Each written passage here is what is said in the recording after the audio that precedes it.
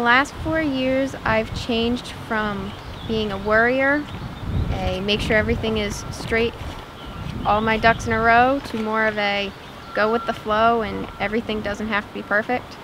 I never got below a 99 when I was in middle school, and I was used to it being that way. And then once I hit high school, I realized that not everything's perfect. I'm going to get a lower grade. I'm going to have a teacher who doesn't see everything exactly how I do, and I just got to roll with it. And that's helped me in school and out of school. With sports, I was no longer the best. Just once you reach high school, that's not how it goes. So I decided that being mediocre in some things is okay, and I went and found my other strong suits, like other things outside of school, like my interest in environmental science, and also in school in the sciences and in English. And I've figured out that I can do a lot more fun stuff, and it's not just school. The person that has influenced me the most would probably be my father. He was a lot like me in his childhood, but a lot not like me. He was not much of an academic, but he was always an outdoorsy person like I am. So whenever I would get stressed as a kid with school or with anything else, he would always try to tell me stories about when he was a kid, how he'd slack off and get bad grades and then get in trouble. And then he would bring it back to how everything dealt with dealing with outdoors. So he would always try to show the contrast between us and how we're both alike but we're both different. And he has been the one who's gotten me interested in the outdoors. He's been my hunting partner since I was in first grade.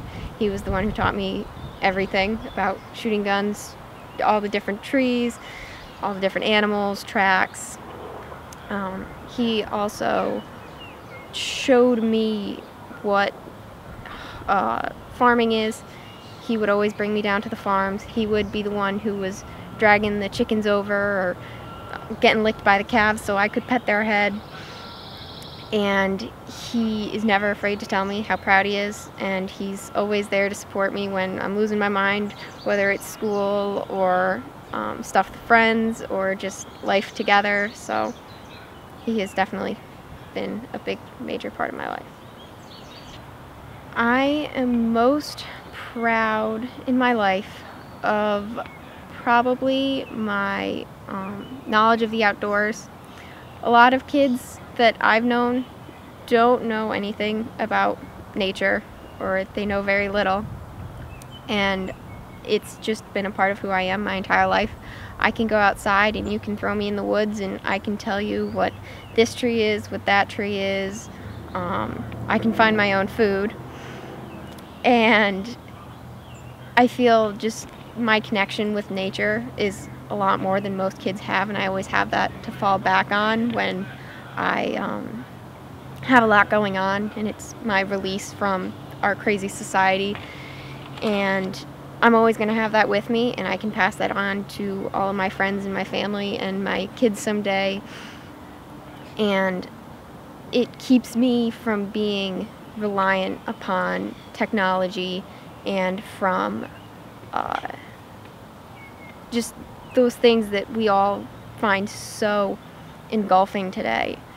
And I can live such a simpler life because of it, and I am really proud of that. 10 years from now, I want to have my own farm. I want to have that farm and prove that I can farm with a degree.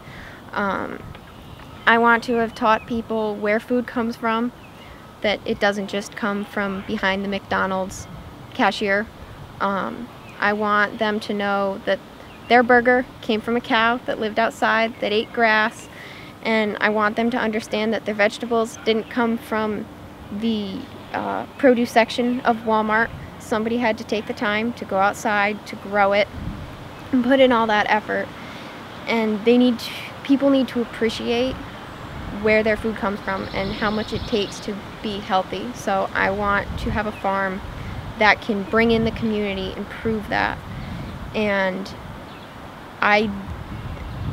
my biggest goal in life is to just have a stable farm that is small, low impact on the earth but have a big impact on the world of food.